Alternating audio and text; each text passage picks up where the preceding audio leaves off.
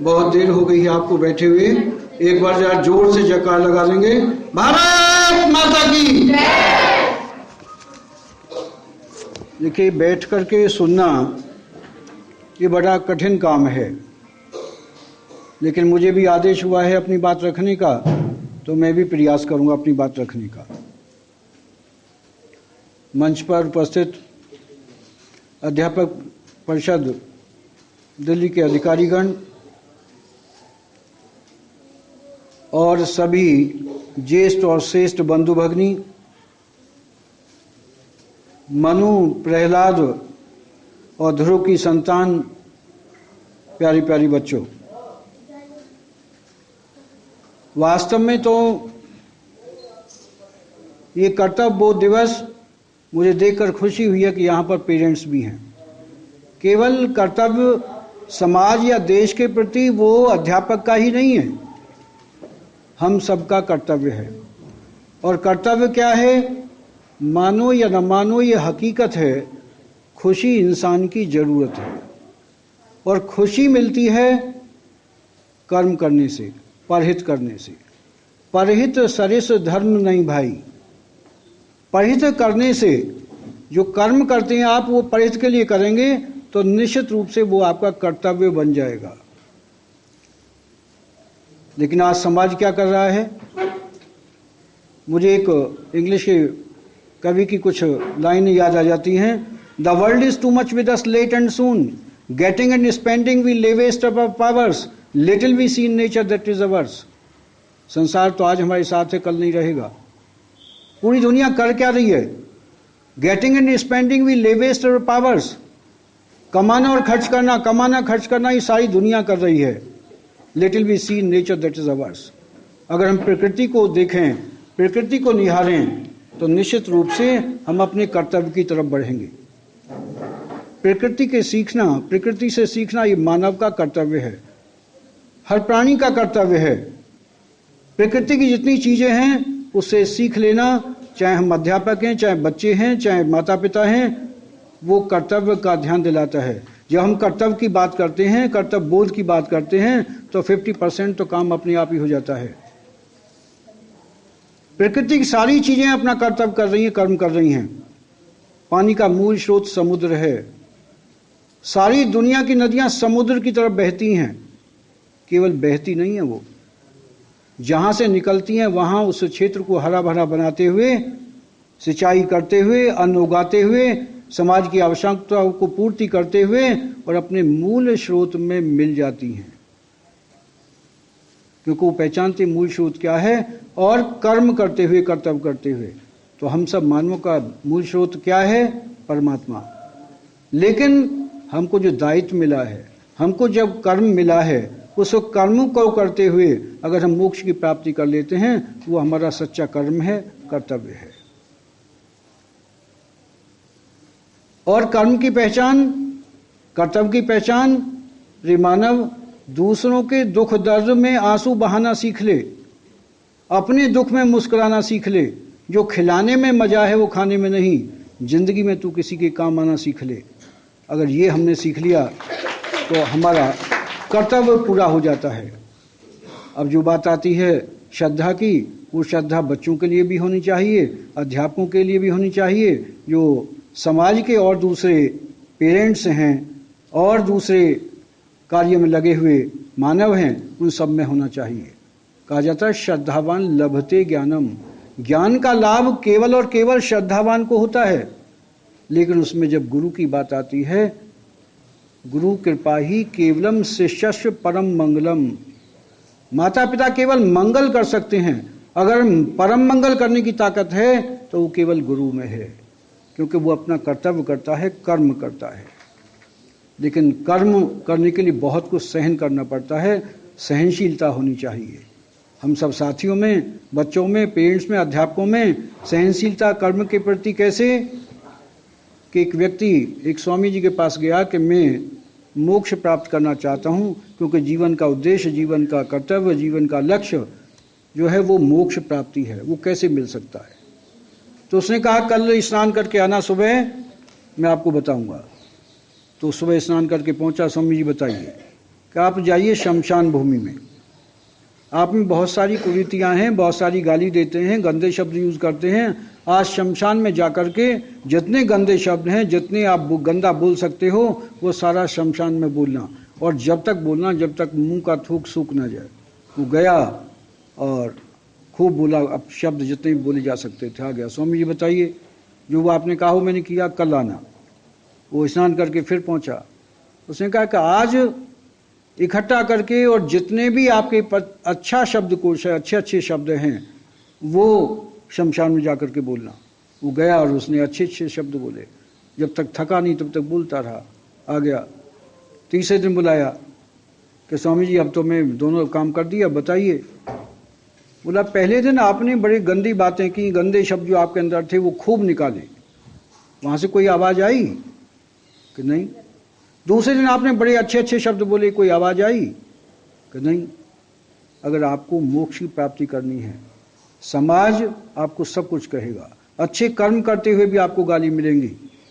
अगर आपको कुछ पाना है, अपने कर्तव्य को पूरा करना है, तो आपको अच्छा भी सुनना पड़ेगा, बुरा भी सुनना पड़ेगा। और हम सब आज की समय में अध्यापक साथी अपने कर्तव्य का निर्वाह करते हुए क्या नहीं सुनते, गालियां भी हम सुनते हैं। और आपने देखा मार पिटाई तक होती है, मर्डर तक हो रहे हैं, लेकिन हम अपने कर्तव्य से अलग नहीं होते। ये सच्चा कर्तव्य है। और अध्यापक वो काम कर सकता है, वो कौन सा उकदा जो हो नहीं सकता, तेरा जी चाहे तो हो नहीं सकता। छोटा सा कीड़ा पत्थर में घर करे, क्या इंसान दिले दिलवर में घर ना करे? अध्यापक क्या क्या बना देता है। सतीश चंद्र धवन ने एक अब्दुल कलाम जो छोटे बच्चे को और राष्ट्रपति बना दिया, एक वर्ल्ड फेम का साइंटिस्ट बना दिया। सतीश चंद्र धवन के पास बहुत अधिक सुविधाएं नहीं थी, लेकिन अब्दुल कलाम को शिक्षा देकर, अपनी जेब खर्ची से और अपने परिवार से पैसा बचाकर उसको एक ऐसा नागरिक बना दिया जो आज वर्ल्ड फेम का साइंटिस्ट है, हमको शिक्षा देने वाला है। कपिल देव वर्ल्ड फेम का क्रिकेटर, उसके अध्यापक ने अपने घर में रख करके उसको ऐसी शिक्षा प्रदान की, इतना इनकरेज किया कि वर्ल्ड फेम का क्रिकेटर बना।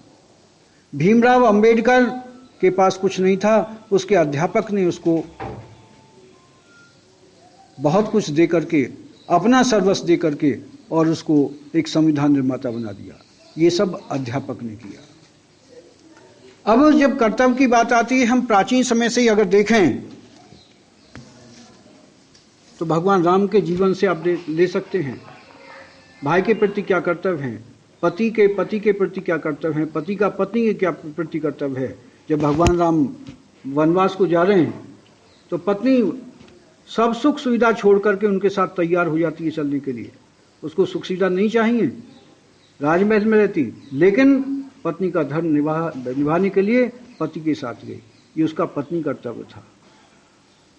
पत्नी के विरह में राम कितने पागल हो जाते हैं, पशु पक्षियों और पेड़ों से, लताओं से पूछते हैं, विहल हो जाते हैं।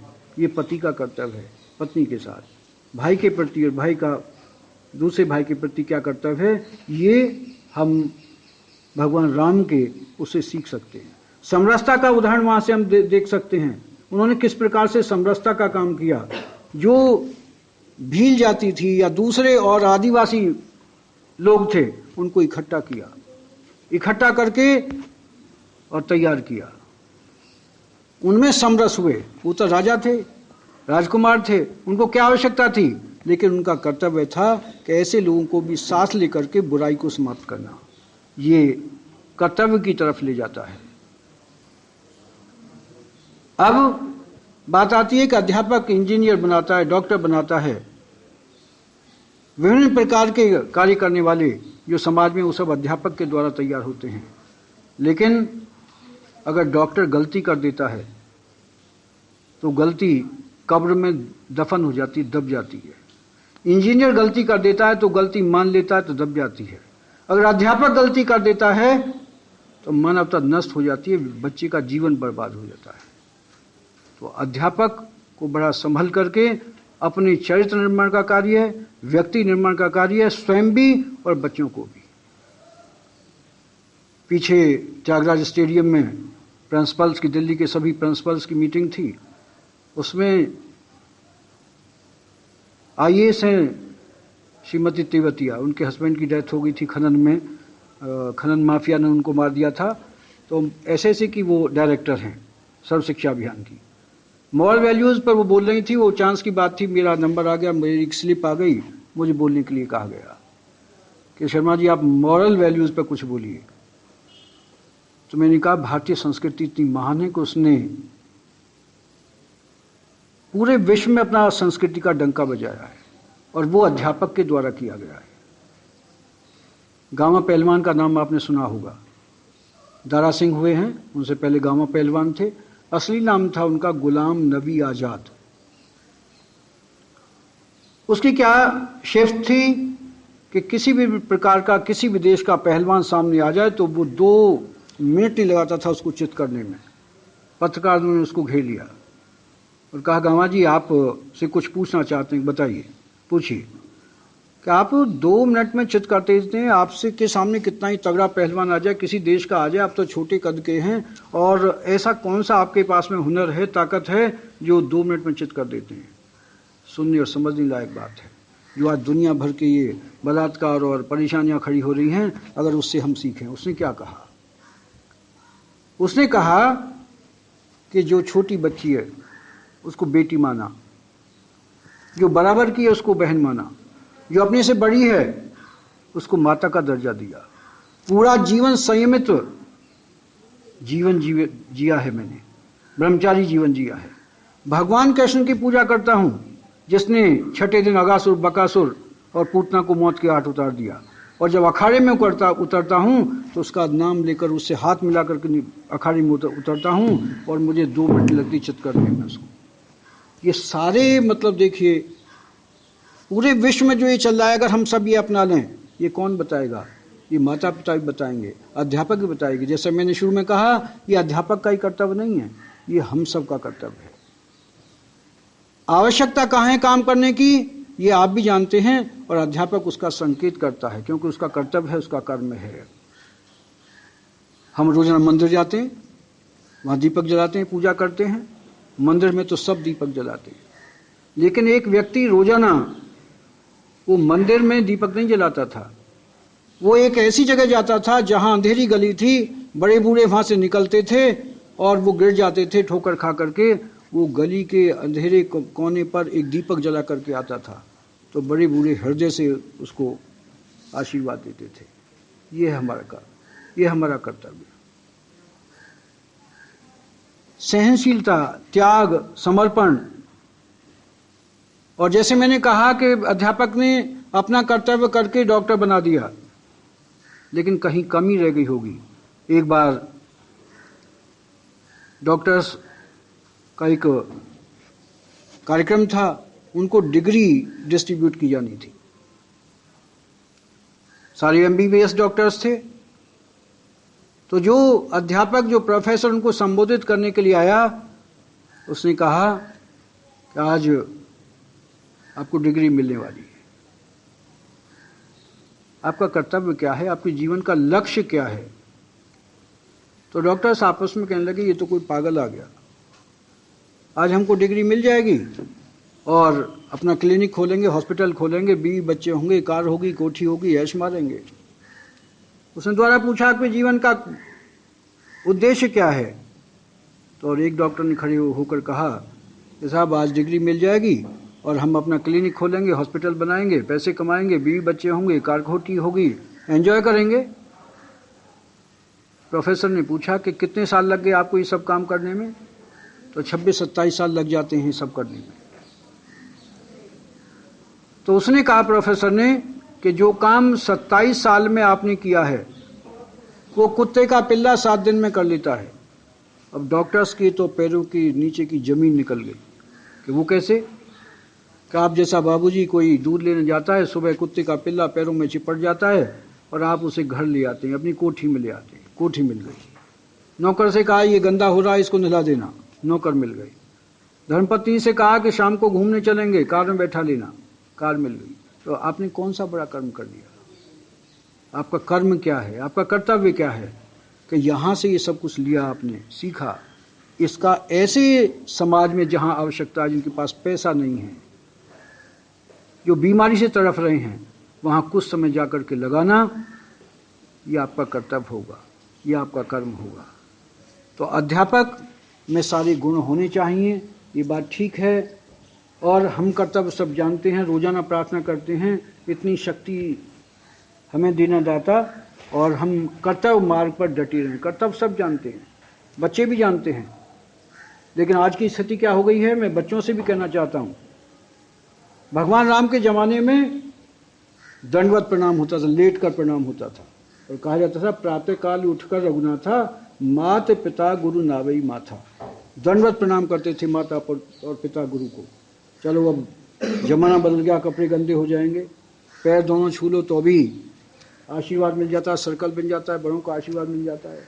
और अब तो घुटनों को पैर मतलब हाथ घुटनों को लगाते भी नहीं है, दिखाते हैं घुटनों को और छाती से लगा लेते हैं। क्या कहना चाहते हो कि छाती में दम हुआ तो घुटने तोड़ दूंगा? ये भावना पहले जमाने में थी, अध्यापक सिखाता था। अभिवादन शीलस्य नित्य वृद्ध उपास्ते वर्धन्ते चत्वारि आयुर्विद्या यशो बलम। केवल अभिवादन करने से, बड़ों का सम्मान करने से, चरण स्पर्श करने से 4 चीजें मुफ्त में मिल जाती थी, आयु, विद्या, यश और बल। अगर हम बड़ों का सम्मान करेंगे, बड़ों के प्रति हमारी सद्भावना रहेंगी, तो ये 4 चीजें हमें बड़ी आसानी से मिल जाएंगी। भारत के प्रथम उपराष्ट्रपति डॉक्टर राधाकृष्णन, हम 5 सितंबर को टीचर्स डे मनाते हैं। वो एक ऐसे पहले उपराष्ट्रपति थे, ज्ञान का भंडार था। विदेशों से जहाज उनको लेने के लिए आता था, छोड़ने के लिए जाता था, लेने के लिए आता था, छोड़ने के लिए आता था। क्या साधारण व्यक्ति के लिए ऐसा हो सकता है? जिसके पास कुछ देने के लिए होगा, उसका सम्मान होगा। एक बार वो ब्रिटेन गए, तो ब्रिटेन में वहां के लोगों ने, वहां के अधिकारियों ने उनको कहा कि देखिए, हमने कितनी अच्छी पनडुब्बी तैयार की है जो मछली की तरह पानी में तैर सकती है। हमने हवाई जहाज तैयार किया है जो आकाश में पक्षी की तरह उड़ सकता है। ये रजिस्टर है, इसमें आप अपने कुछ संदेश लिखिए। तो समझने लायक बात है, उन्होंने क्या लिखा। मानव ने और विज्ञान ने बहुत उन्नति कर ली है, पक्षी की तरह आकाश में उड़ना सीख लिया है, मछली की तरह पानी में तैरना सीख लिया है, लेकिन उच्चता, विशेषता उसमें है कि मानव जमीन पर कैसे रह जाता है, ये सीख ले। अगर ये सीखना है तो केवल भारतीय संस्कृति से सीखा जा सकता है। कितनी बड़ी बात जाकर के उन्होंने।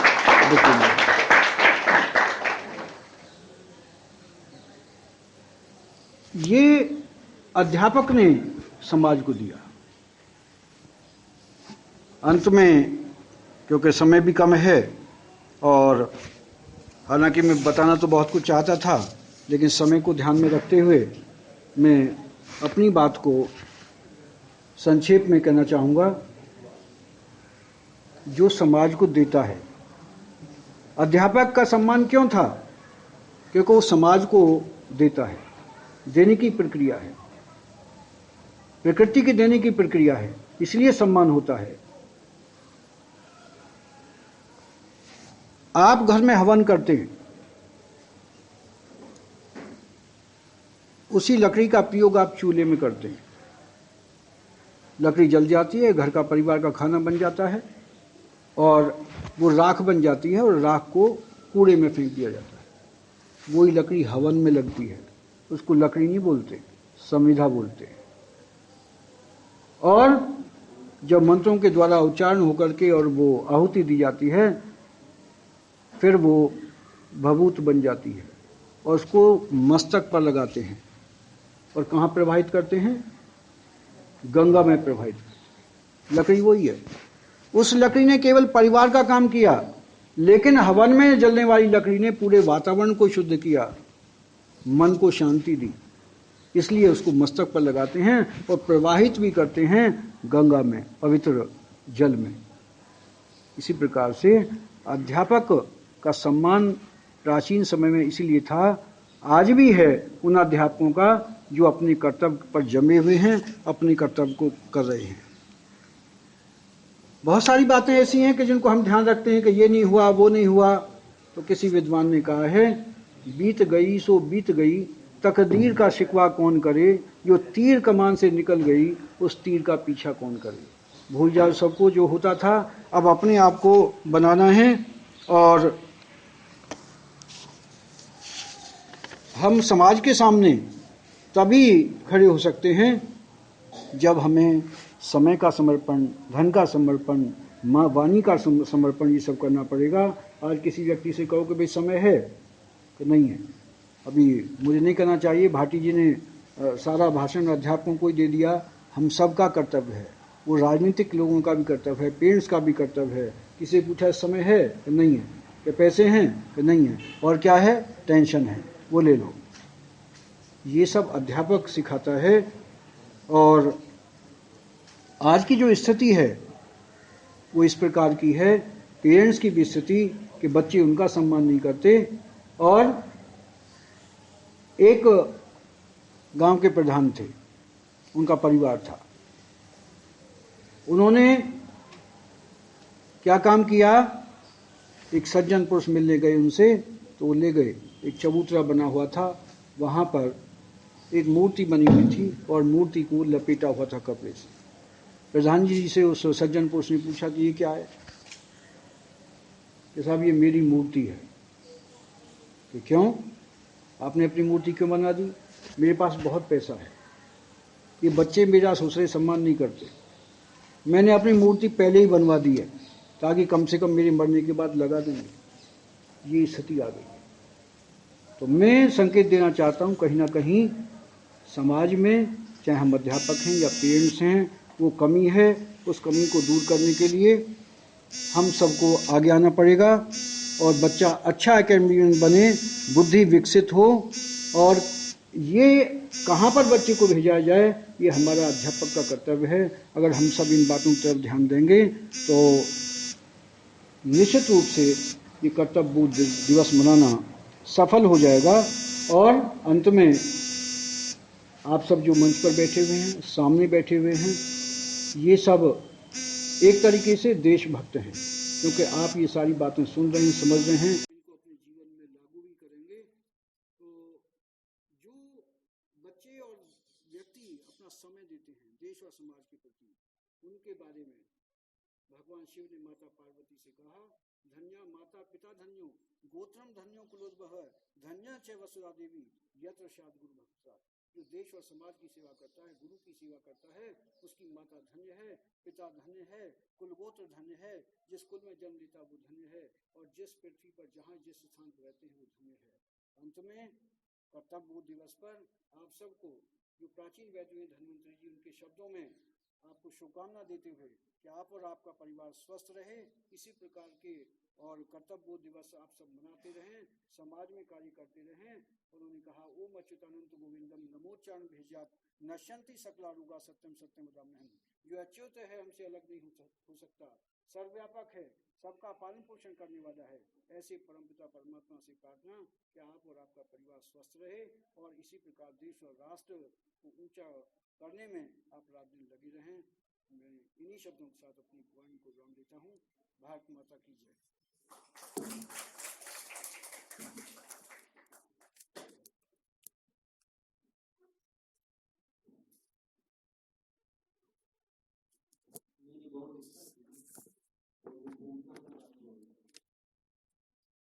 अब तक हम ये कार्यक्रम जो कर रहे हैं 2008 से लेकर के वो या तो मोती बाग एरिया में या फिर लोधेरोड में या बाबू मार्केट सूर्यनगर में, या मुझे ध्यान आता है श्रीमान त्यागी जी हमारे अंसार नगर, तो तब से हम कर रहे हैं इस प्रोग्राम को।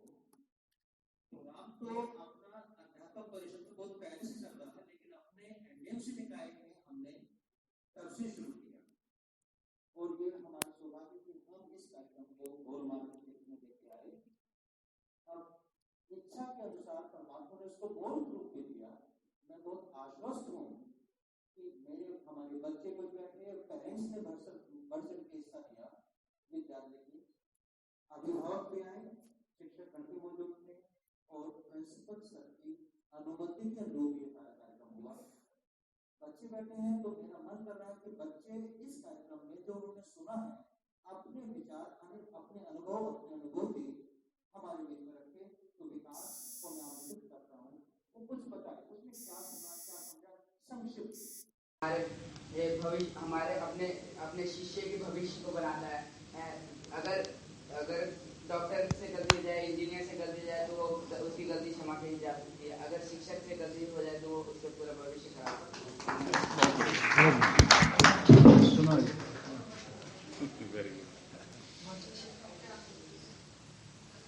अब मैं आमंत्रित करता हूँ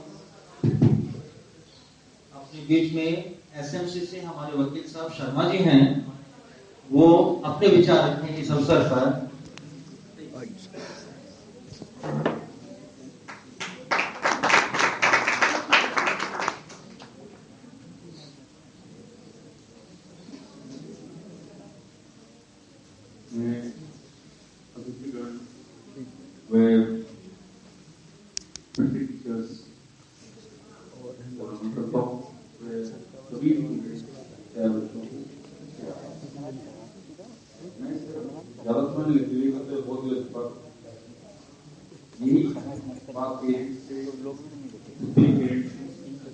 और सभी स्टूडेंट्स बच्चों से यही बात कहना चाहूंगा कि हम लोग अपने टाइम के पंक्चुअल बने, अपने टाइम के पाबंद बने। नंबर 2, अपने काम को सिंसियर रूप से करें, as a teacher, as a parent, as a student, and we must be regular in each and everything. हम जो अपना काम कर रहे हैं, पढ़ाई कर रहे हैं, गेम कर रहे हैं, अपना रेगुलर कर रहे हैं। और हमारे को सेल्फ कॉन्फिडेंस, आप कभी भी अपने अंदर सेल्फ कॉन्फिडेंस बनाकर रखें कि आप जो कर रहे हैं उनको ठीक कर रहे हैं और आपको काम में ईश्वर आपके साथ में। Do the right and believe in God. आप ठीक काम कीजिए और भगवान विश्वास रखिए, और मुझे विश्वास है कि आपको अवश्य सफलता मिलेगी। और आज जो लोग आपको शायद नहीं जान पाए हैं, वन आवर टाइम में लोग आपको दूर जानेंगे और आपकी बहुत प्रशंसा करेंगे। Next, you must have strong power. मैंने काफी बड़े लोगों की, महात्माओं की, बड़े लोगों की ऑटोबायोग्राफी पढ़ी है और उन्होंने मैंने एक ही बात देखी है कि उसका सेल्फ कॉन्फिडेंस, आत्मविश्वास, वो और उनकी कठोर इच्छा शक्ति, ये दो जो गुण है, मेन गुण, यही दो की वजह से ही उनको अपार सफलता मिली। चाहे हमारे देश के राष्ट्रपिता महात्मा गांधी जी 30 दिन 31 दिन उन्होंने मतलब भूखे रहकर या उन्होंने अनशन करके अपनी सफलता प्राप्त की, आजादी प्राप्त की। तो आप लोगों में, माय डियर स्टूडेंट्स, क्योंकि मेरे तो पेरेंट्स और रिस्पेक्टेड गेस्ट वो सब मेरे से उम्र में बड़े ही और they are too much knowledge, और उसके पास इतना ज्यादा ज्ञान, अपार ज्ञान है कि शायद मैं उनको कुछ भी नहीं कर सकता। मैं उनसे खुद ही मैंने सीखा। मैंने शर्मा जी से, जो अपने रिस्पेक्टेड शर्मा जी से मैंने बहुत आजाद की, मैंने आज काफी ज्ञान प्राप्त किया। और काफी बड़े यहाँ पर पेरेंट्स हैं, उनको तो मैं खैर कुछ भी नहीं कर सकता क्योंकि मैं उनसे ज्ञान उनसे प्राप्ति करता हूँ। तो मुझे पता वो मेरे से ज्यादा सीनियर्स हैं, मेरे से ज्यादा ज्ञानी है। लेकिन मैं बच्चों को सिर्फ इतना ही कहना चाहूंगा और टीचर्स के लिए कि अपना जो हम लोग, मैंने 5 गुण बताए आपको जिंदगी में सक्सेस होने के लिए। Number 1, punctual, you must be punctual for your work. Number 2, be sincere and you must be regular. And number 4, you must have strong power and self confidence. You should not operate, do the right and believe in God. आप ठीक काम कीजिए, आपको किसी से भयभीत होने की जरूरत नहीं है। आपको हमेशा आपके साथ ईश्वर है। और टीचर्स के लिए मैं इतना ही कहना चाहूंगा, एक कहावत है, गुरु ब्रह्मा, गुरु विष्णु, गुरु महेश। ये बात बिल्कुल सत्य है और गुरु ही ब्रह्मा के रूप